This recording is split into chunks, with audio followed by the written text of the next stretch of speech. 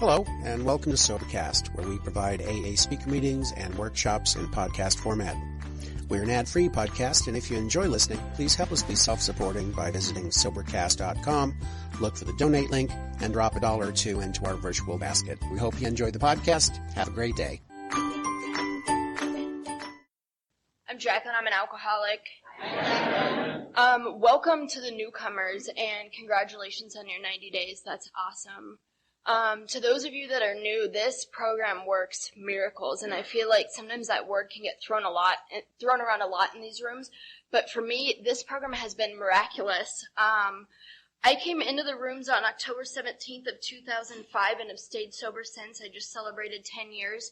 October of 2005 was not the first time that I came into the rooms of Alcoholics Anonymous. I came in 2002 because my drinking and using was not serving me anymore, and I had a lot of consequences as the result of my use.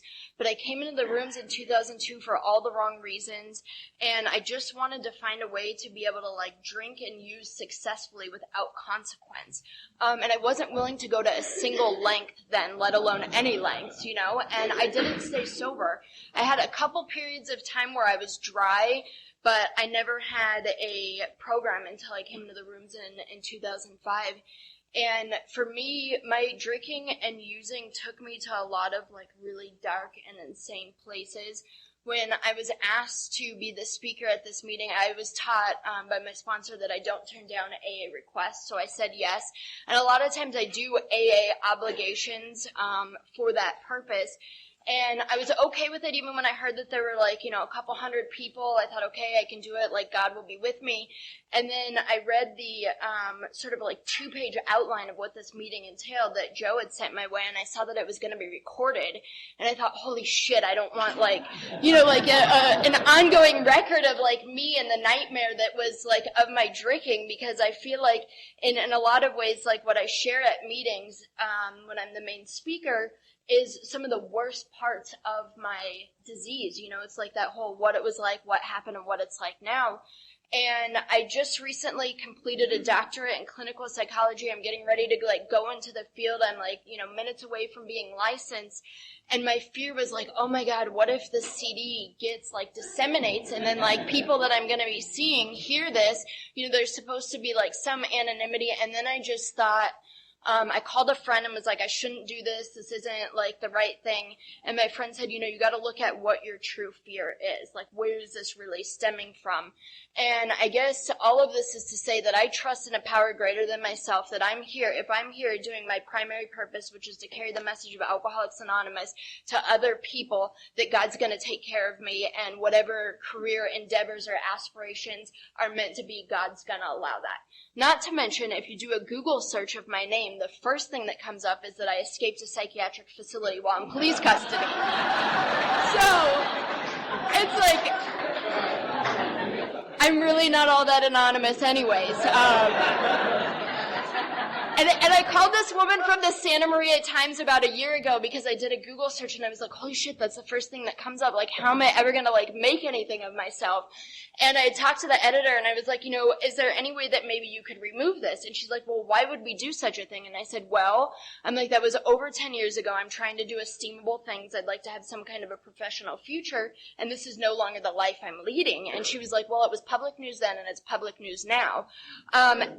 And I said, okay, thank you, and hung up the phone. That's not what I thought. But today, Alcoholics Anonymous has helped me to act better than I think. And I think that's kind of going forward, what enabled me to come here and do this today despite a lot of fear. So for me, what it was I grew up in an alcoholic household. My father was a very active, violent, rageful alcoholic, and I made a pact with myself early on that I didn't want to be like that. I saw what it did to my family, and so at maybe 7 or 8 years old, I swore off forever with and without a solemn oath that I never wanted to drink, I never wanted to use drugs, I didn't want to be like my father. And I held true to that pact until a couple months before my 18th birthday. And I gave way. The first time I drank, I was a blackout drinker. I had 3 beers, 2 Jack and Cokes, half a fifth of Bacardi Limon, a cigarette, and it was on. And I remember vividly that night I was offered like all the promises that it talks about in the big book. Like I found this serenity, this peace, like I no longer feared people, and like, I just felt a sense of ease. And it wasn't until maybe about a year ago when I was reading some of the stories in the back of the big book that for the first time in the big book, like something really, really grasped me. I think everything I can relate to it. But you know that 552, like if you resent somebody, pray for them for 2 weeks. My sponsor was like, hey, you've been sitting on this one for a while. Why don't you read the whole story? And I read that whole story and I felt like, oh my God, that is me. And one of the opening lines is like, way before I picked up that first drink, I saw that I was like emotionally ill. And that's how it was for me. I think I needed a drink at like 3, 4, 5, 6 years old. Like I was mentally insane. I had a mind that would not shut off. And it was like this constant state of like fear. What is going to happen? I'm not going to be okay. Total annihilation of self. It is not going to be okay. And up until 17, I found some like healthy outlets to do obsessively. Predominantly like school for a while. I remember like I got straight A's my 5th grade year, and then it was like, oh my God, I have to get straight A's. And I used to like pray like, dear God, if you're out there, let me get an A on this exam, because if I don't get an A on this exam, then I'm nothing, like just this insanity. And so I put that insanity to good use for a period of time, and then I had that first drink, and that sense of ease and comfort came over me. And I threw up all over my dress that night. It was winter formal. I had to hide it. I woke up the next morning not remembering a whole lot, but I knew that I had found like salvation, and I couldn't wait to do it again.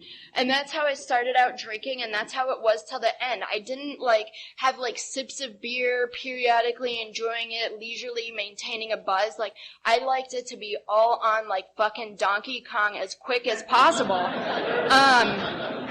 And I started to have some consequences as the result of my use very early on. If there was something that was put in the way of me and attaining whatever it was that I wanted, I found a way around the system. So I started making fake IDs when I was in high school so that I could get access to alcohol. And doing these kind of things to get access to things that, like, the Fraternal Order of Law doesn't want me to have access to, there's consequences. I was not a very smart criminal. And I remember at 19, I was, at this party. There were lights shining on us. I started cussing at people. It was the cops. They detained me in their car, and like, I'm a nonconformist to this day. And when somebody tells me to do something that I don't want to do, it's a challenge. And when I'm under the influence, I have no censorship whatsoever. So I become like one of those crazy chicks and cops where I'm like beating my head against the window. They're like begging me, like, please, we don't want to take you into like full on custody. Just cooperate with us. And I'm calling them every name in the book, telling them how good their mother is and this, that, and the other. And everybody around me just would kind of say, like, Jack, stop. Just stop. Like, have a little bit of a kill switch. But I didn't have a kill switch. And so what happened is I was no longer able to successfully use around other people. I had this delusion that I was the life of the party. I never was the life of the party. I was the disaster of the party from day number one. And I realized, so I was an alcoholic, like, drank alcoholically from the beginning. But what happened is, when people drink, like, it's more of a social substance. Like, I'm out in the world drinking, and so then I would get in trouble, and I would have these consequences, and I would have, like, dudes that were 6'4" clocking me in the face, giving me 2 black eyes, and I didn't play well with others. So I started getting into other substances, and I stopped drinking because I was like, wow, I really have a problem with alcohol. So I stopped that, and then I would switch to, like, other things, and more about alcoholism. That first part of chapter 3 is my favorite part of the big book. I feel like that so succinctly describes my story and what so many of us try to do. It's like that illusion that somehow, some way, maybe I can control and enjoy my drinking. And if I can't control and enjoy my drinking, then I'm going to control and enjoy, like, pounding Robitussin or smoking salvia or, like, snorting lines of Adderall or, Xanax and Valium and somas, like all this stuff. It was just to change the way that I felt. And I know that this is a meeting of Alcoholics Anonymous, but for me, what happened is I couldn't use alcohol successfully, so I turned to other things. And I would say it was in, 2002, I had my first like major run-in with the law. I was at a Charger 49er game, really, really long story. I ended up cutting my arm open on this arm right here, like some of the like main veins right here, and I said to the cops, like, I just want to die, I don't care, my life doesn't matter. And little did I know that that would be like my first golden ticket to a 5150 involuntary psych hold. So I went through all that, and I remember at the time, like, my family, they were trying to figure out, like, is she an alcoholic and an addict? Is she mentally ill? Like, what do we treat first? Where is it? And there was just, like, all this confusion, and I had no idea. It was just like, hey, this thing that was my best friend has now turned on me, and I'm no longer getting, like, much of an escape anymore. The, like, little bit of, like, freedom and liberty that I have when I'm under the influence is quickly annihilated by the consequences, because I would just get into so much trouble. And in the, like, sort of lows, I made it out of that, like, involuntary hold. I went back up to school. By the grace of something greater than me, I managed to graduate with my bachelor's amidst, like, all this chaos. I had to take a year off of school, total in undergrad, because I was in and out of jails and institutions, but would have, like, brief intervals where I would, like, have, like, flight into health. I would get a little bit of time dry, pull my shit together, do, like, 5 or 6 classes at a time, max out, you know, pass the classes, and then it would, like, all fall apart again. And in 2002, I got to this place where I was like, I can no longer use successfully. I'm a head case. I'm going in and out of, like, jails and institutions. My family can't really deal with me anymore. I don't want to burden them. And I felt like that loneliness that they talk about in the big book that only alcoholics know. So for me, my solution was I should just end it all. And it wasn't a cry for help. It was just truly like I could not figure out how to live successfully. My attempts to live successfully with substances had failed. So I thought, I'll just end it all, and that will be it. But I didn't want my family to have the pain that, like, they had somehow failed me. So I had this bright idea that I would go to the UC Santa Barbara bookstore, steal stuff that said, like, hats, keychains, beanies, sweatshirts, coffee mugs that say somebody from UCSB loves me. I was going to mail it out to them for Christmas, commit suicide, and then they could just have that knowing that, you know, it wasn't them, it was me. I ended up getting arrested at the UC Santa Barbara bookstore, which is like, I mean, talk about like God intervening, you know. And I wasn't happy about it then, but like I truly believe that I would have gone through with that plan had it not been for that. And so then I was in police custody, and I was a nightmare. I was floridly psychotic. I thought I was the female version of Eminem. I was convinced that it was just a matter of time before I would come up with, like, you know, all my songs, release my LP. I didn't understand why I was, like, in the custody of police. I just wanted to, like, be left alone. And what happened through all that, like, I ended up having some pretty serious charges. A little bit before that, I'd stolen a truck from Encinitas Ford. Which is, it's kind of a long story. I ended up manipulating this guy, which hopefully if I can, like, kind of rein it in and not be too tangential, I'll get to that, because it was pretty cool as part of my, like, 9th step. So I had this stolen truck. Here I am facing, like, you know, multiple felonies for theft. I'm, like, out of my mind. I'm creating a nuisance around me. I'm flooding other people's cells. I ripped the phone out of the socket so that nobody could make phone calls. They moved me down to, like, you know, like a segregated population area. They ended up transferring me to a psychiatric unit because they were like, this person is insane and needs help. Here I am in an orange jumpsuit. I have no idea what's going on. I'm in another psychiatric facility. I'm getting strapped down to a bed, medicated against my will, no clue what's going on, and I just thought, I gotta get out of here. Like, I gotta go get high. This is interfering with my thing, of being able to do what I want to do. Like, I would malinger and, like, try to fake cough so that I could get some Robitussin from them, so that I could get high off of Robitussin, and I was trying to get other people to do the same thing. That wasn't working. So I called my friend and said, I need you to be by your phone today. I'm getting out today. And I saw that there was a new admit coming in. I got a pair of size 38 boxers, a cut-off, like, wife-beater t-shirt, put that under my jumpsuit, and just waited for the new admit to come in. And I was set that I was leaving the facility that day. And I left the facility that day. I called upon my, like, old basketball days. I did a pick and roll as they opened the door and took off running. And all of a sudden I became like Harrison Ford from The Fugitive. And I was like, oh my God, what would he do? What would he do? So I buried the jumpsuit. I covered myself in mud. I hid up in the hills for a little while because I knew that they were going to be looking for a white girl with bleach blonde hair. Mind you, no clue the severity of the consequences that I was going to be facing.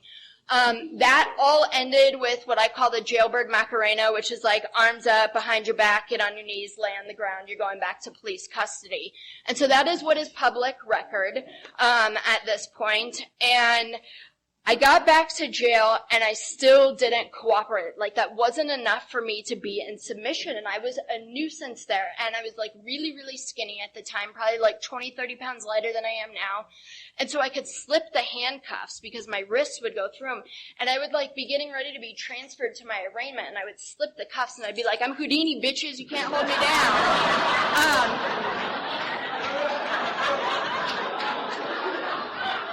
So here I am, like this, like 5'5", 90-pound white girl from suburbia, acting like I'm all thug. And I really thought I was. Like, I wore that jumpsuit like a badge of honor. And I remember my family would come and visit me, and just seeing the, like, dismay in them, and I was just so out of touch that I didn't care. Like, it was like, this is what my life had come down to. Like, I was just down to be, like, a nobody.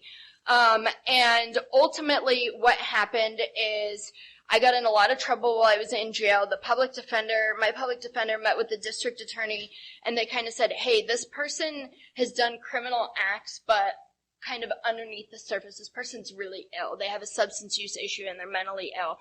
And so I did this plea bargain where I came to San Diego to get help, and I had to stay, like, legit for a year, not get into any more trouble, and then it was determined that they would drop all those charges.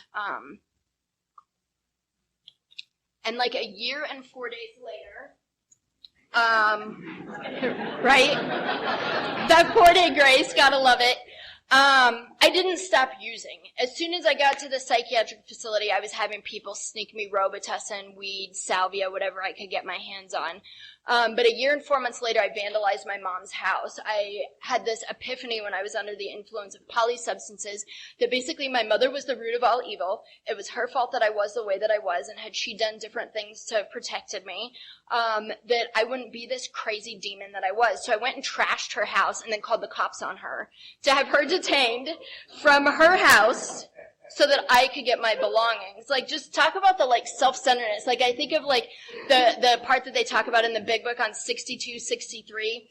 My sponsor directs me to those pages all the time. Like, even with the best of intentions, I am just a maker of chaos. So I ended up going to jail that night. She did not.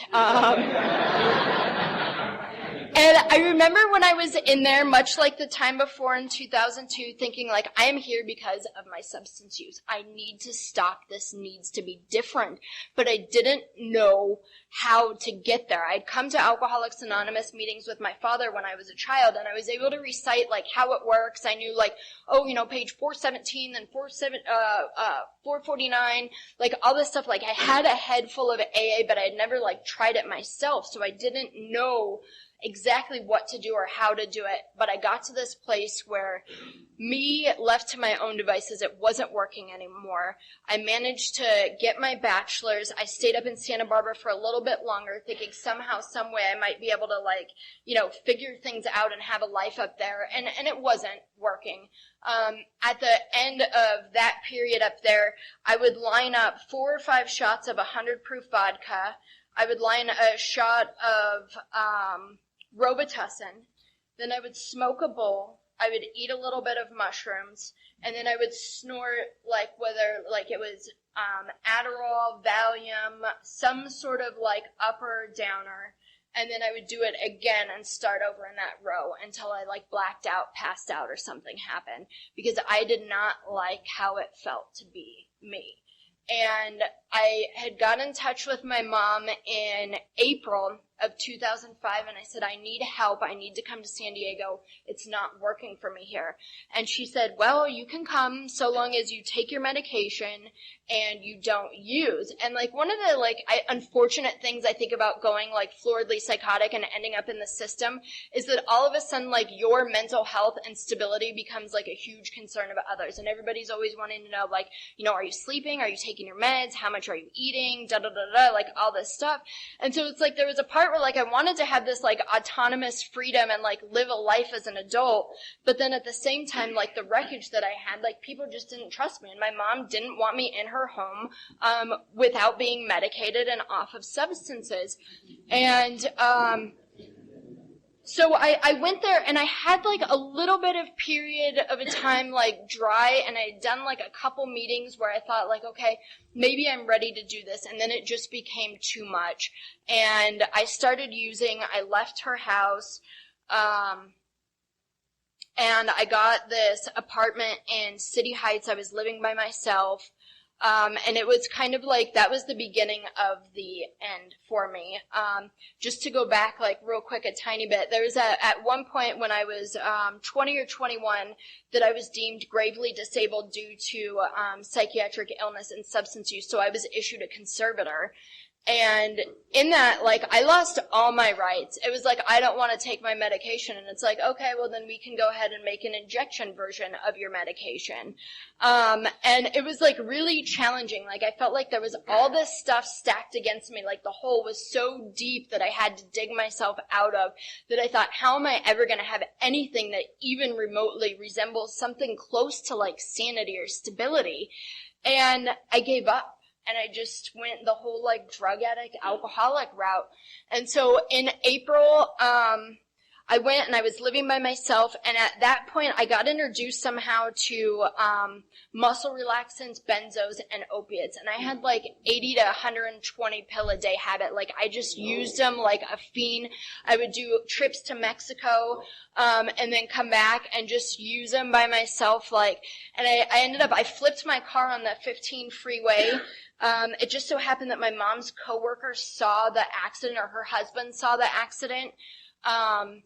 And to this day, I don't know how I didn't get a DUI for that. I was high as a kite, but I didn't. And what happened that day, my mom came and visited me in the hospital, and she said, I love you, I'm done. I'm not going to watch you do this anymore, because I was sitting begging for more morphine. And I don't really remember being in a whole lot of pain, but I wanted, like, access to morphine. Like, if I'm at the hospital, hook it up, mainline, you know? And so she said that she was done.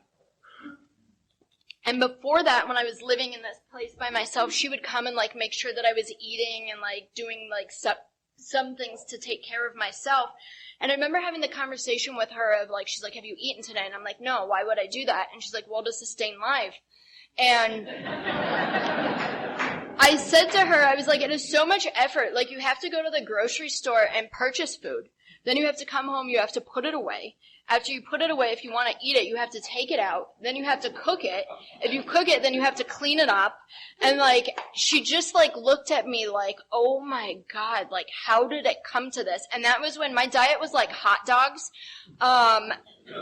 ketchup, mayonnaise, hot dogs. That was it. And then I told her, I was like, and if I eat, I don't get as high as fast. So for me, that was, like, the rational mentality. So I flipped my car on the 15. That wasn't a wake-up call. I bought a truck off my uncle. I had just a little bit of money left. I ended up getting in 5 more car accidents in that vehicle.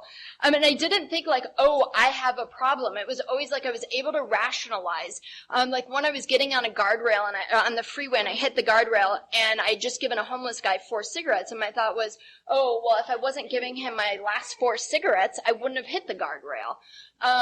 And like all these different things. And so my thought process wasn't, oh, I should get clean and sober. It was, I should stop driving.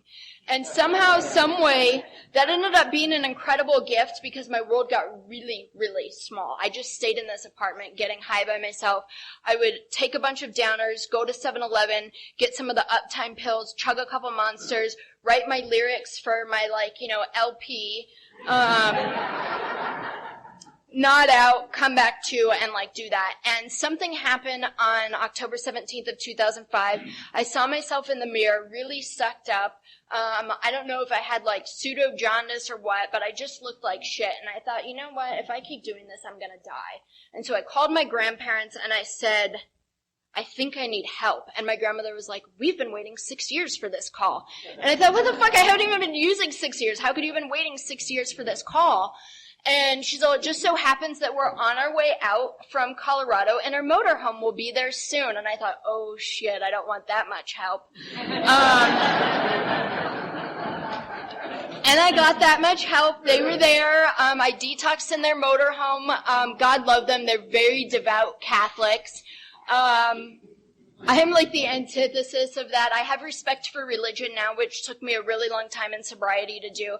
I think whatever works for other people is awesome. If that's organized religion, all the power to you, but it wasn't always that way.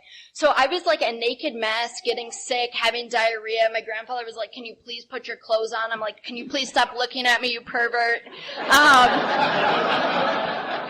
And they were like, we need to know how serious you are about rehab. And I'm like, I'm fucking detoxing in your motorhome. Like, how much more serious could I be?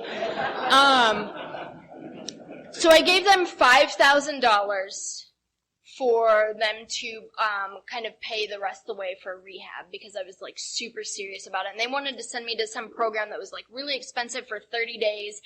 And I think somehow underneath, I knew, like, I shouldn't spend that kind of money on 30 days. I should find a program that I could get longer than that because I knew that I needed more help. And so I ended up trading 180 Valium with my grandmother for 2 cartons of Parliament Light cigarettes and a ride to rehab.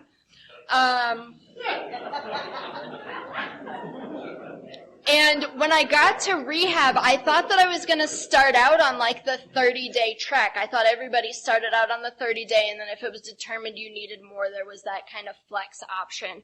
Well, after I met with the director, she's like, okay, so you'll be on the 90-day track. And I was like, what? Like, I flipped out. And I talked to my uncle at that time. He's got like 25 years. A lot of my family is in the program. And then there's a lot of them that need to be in the program and they're not.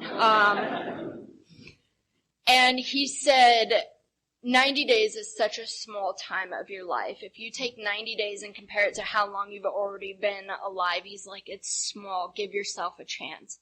And I gave myself a chance. I believe that my higher power somehow, some way landed me in the room of Alcoholics Anonymous. And in these rooms, I found a power greater than myself that I could do business with. And to this day, that's been the best thing that I said okay to in the like 33 years that I've been alive. And I was a nuisance in rehab. I mean, talk about like the drinking is but a symptom of the greater problem, which is that 552 kind of in the beginning part of that story is where it talks about that the substance is but a symptom. Like, I am the symptom. Even to this day, like, my best thoughts would probably land me in a federal penitentiary for the rest of my life. But a power greater than me has given me this thing called, like, restraint. I didn't have a lot of restraint in my first year. I think it's, like, fair to say that I probably did worse things in my first year sober than I did when I was out there using. And I think it's even more shameful because at least when we're out there using, we could say, like, hey, I got high, that's why. But I had to shed a lot of darkness in order to get to the other side. And there were a handful of people in the rooms of Alcoholics Anonymous that reached out to me when most ran away from me. And they gave me a chance. They gave me an opportunity. And when I was in rehab, I did so much stuff. Like, they told me at the end, they were like, you lost more privileges for this facility in the 6 months you were here than everybody before you had lost. Like, you were a nuisance. And for, like, what I did is it was like, I didn't know what to do with free time. I didn't know how to, like, manage all this stuff that was here. So naturally, I created chaos and wreaked havoc on the lives of others because that's what I knew how to do. And then about 70 days in, I realized, like, oh my God, I haven't taken this seriously. I need to do something in order to like really give myself a chance. And I got serious at that point. Up to that point, I was setting stuff on fire at rehab. I was burning people's things. I was hiding people's flipper tooth retainers so that they had to like walk around missing their teeth. I was smearing cat shit under people's beds. Just like, it was just trash-tastic what I was doing. And I remember there was this guy at rehab, he was one of the night staff, and he looked at me after, there was this woman who I resented, and it was her duty to clean the kitchen, and it was my duty to clear the buffet area in rehab. So I cleared the buffet area, and when I went, I spilled stuff every step of the way so that she would have to clean it up. And he looked at me and he said, I expected more of you than this by now. And it really grabbed me because I thought, holy shit, for the first time somebody expects something good of me and I'm like letting this person down. And so I thought, okay, I need to radically change my life and what I'm doing. So I got ready and I got serious and I started doing these steps. I got a sponsor and I went through all 12 of them. And for the first step, admitted that we were powerless over alcohol, that our lives had become unmanageable. I loved that that was a we thing because I'd felt alone for so long. And for me, there was no doubt in my mind that I was powerless over insert alcohol, any other substance. I tried everything. I even like consumed toothpaste in mass quantities because I thought it might change the way I felt. I saw that my life was unmanageable. I mean, I kind of testified to some of the unmanageable, so that wasn't a problem for me. So for that step, I wrote a list of all the ways that I was powerless, all the ways that my life had become unmanageable. And then I went on to the second step, came to believe that a power greater than myself could restore me to sanity. I knew that I was insane, and so that led me to be open to the perspective that something greater than me might be able to restore me to sanity.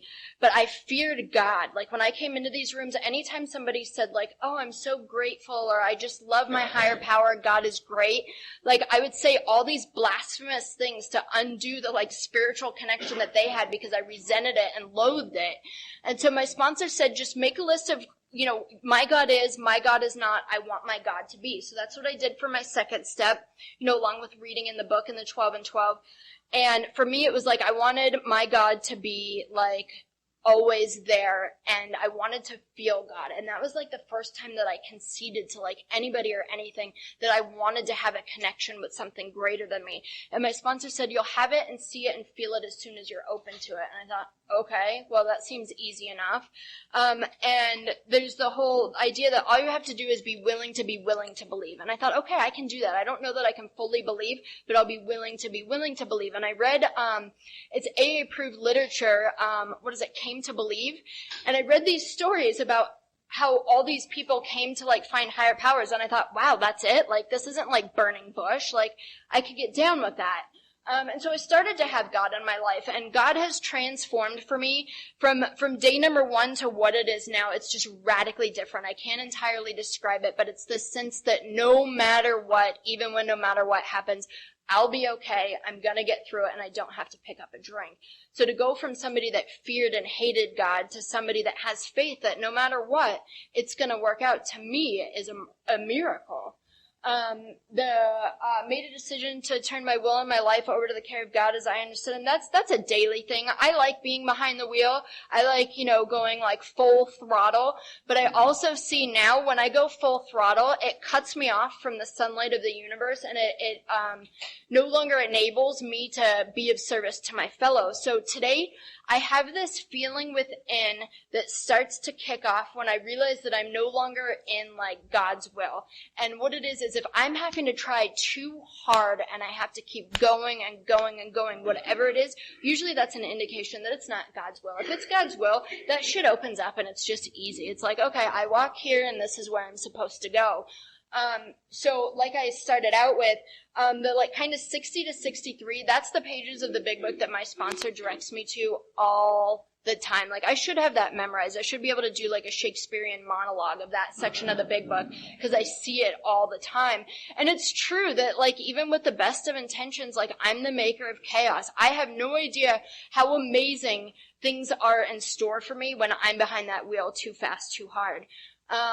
Step 4, so for that step, when I was new, I wrote a letter of resignation as ruler of the universe and gave that position to God. And it was essentially like, It was pretty cool. It was essentially like my own version of the third step prayer. And then 4 made a searching and fearless moral inventory of ourselves. My first 4 step was really long. I had a lot of resentments. I had a lot of like classless, shady sex inventory stuff. Most of all, I resented myself is what it came down to. And so it was this work of like dancing a line between living a different life and not drifting off into like morbid reflection and self-pity, because that too diminishes my usefulness to others. And I remember in 2002 when I was trying to do the like steps haphazardly, I just wasn't getting the my part column. It was like beyond me how I could have a part in all these wrongs that other people had done to me. And it's so fascinating that even to this day, when I can see my part in a resentment or like in some conflict that I have with other people, it's so liberating, because that I can change. I can't change other people, but I can change the way that I dance with others. I shared it with my sponsor. She didn't seem overly impressed with all of my stuff. She just kind of said, okay, well, here's your list for your 8-step, like, let's get going. Entirely ready to have God remove all these defects in character, and humbly asked him to remove our shortcomings. I was supposed to make a list of all my defects in character and pray on them for the like transition of like 5th step through 8th. And I remember I went back to rehab and I was like, I don't know what my defects in character are. And this guy, Mark, who had said that we expected more, he just looked at me like, and like, seriously, I don't know, do I have defects in character? And he was like, well, why don't you start with like self-centered, selfish, inconsiderate, rude? And I was like, holy shit, okay, I see I have defects, like that's enough. And then it got time to like, I had the list of people. My initial list was 66 people, places, institutions, and things. And it had since grown as I had like more moments of clarity with the more time that I had sober.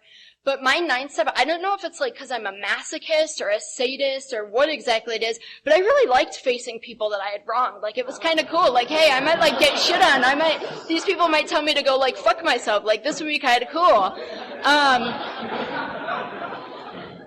And I've had some incredible experiences making amends. Like, it's so cool, the family amends that I got to make. My mom, like, welcomes me into her home today.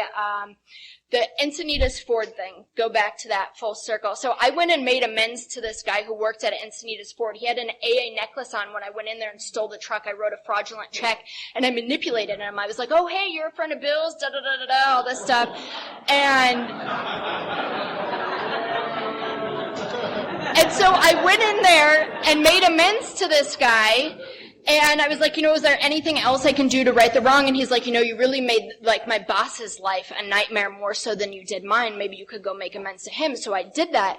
And it just so happens that, like, 2 years ago when I was speaking at a young people's meeting, this kid came up to me afterwards and was like, I was working at Encinitas Ford that day when you came and did that. And he's like, and I thought, holy shit, people in AA do that kind of stuff. And, he had later come into the rooms and was one of us. And it's just like, I've had so many God shots like that throughout. The 10th step, continued to take personal inventory, and when we were wrong, we promptly admitted it. In my first 3 years, I used to think that that was a loophole to continue to be an asshole and be mean to other people. And it was like, oh, I can do this. I just have to promptly, admit my wrong, do things differently. But now, I have a conscience and I don't like hurting other people. I don't want to be that person that I was. I didn't get sober to continue to do the same shameful, despicable, demoralizing things. And it was about maybe 1.5 or 2 years sober, I started to see the ramifications that my words and actions had on other people. And I didn't want to do that anymore. I no longer took pride in having that razor sharp tongue. And I was able to shed like all these years of like self-loathing and other loathing and become more open to humanity, because I love people. Like, that's the reality of it. I have a lot of care and concern for people other than myself, and this program has enabled me to kind of get in touch with that part of me. The 11th step, sought through prayer and meditation to improve my conscious contact with God as I understand God. Praying only for the knowledge of God's will and the power to carry that out. That's an ongoing thing. I'm not perfect. I don't have a daily meditation set up. Maybe I should. I know a lot of people do. For me, I get too in the head and I'm like, this is some regimented thing. I don't necessarily believe that I should be on my knees doing this exactly like this. I'm gonna like go through the motions and pray to this higher power in this way. And it's like, it's a fucking nightmare. But for me, when I drive to work and I see the sun rising as I'm going east on the 94, it's like, that's God, that's beauty, that's magic. I'm not alone. This thing wants me to do better than I think and to be of service to my fellows. And that's the 12th step, having had a spiritual awakening as a result of these steps, to carry this message to other people and to practice these principles in all my affairs. And I'll close with this. I remember interacting with people thinking like, how egregious do you let them be where you just say, fuck it, you're an asshole, I'm not practicing principles. And my sponsor said to me, you're the personality that they're talking about. You put principles before your personality. And so today, that is what I strive to do. And by the grace of God, I have 10 years sober. I've been afforded the opportunity to go back to school, and I get to help other people. I work with people right now predominantly who have schizophrenia, and I believe in even the most hopeless of cases. I was a hopeless case. Like, people didn't think that I would be okay. And a period of sobriety, a period of doing the things that I need to do, like, I've been able to get to that other side.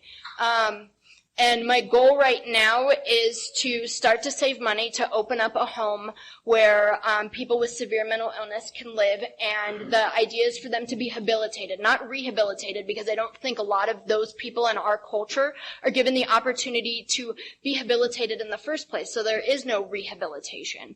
As a way to help them truly integrate into the community and avoid hospitalization.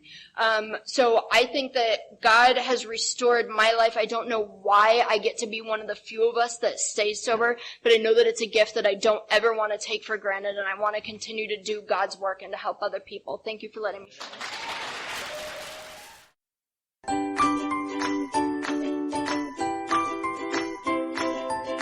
Thanks for listening. I hope you enjoyed the podcast. Sobercast is ad-free, and we'd like your help in order to keep it that way. So if you'd like to help us be self-supporting by pledging $1 or $2 a month, visit Sobercast.com and look for the donate links. Thank you very much.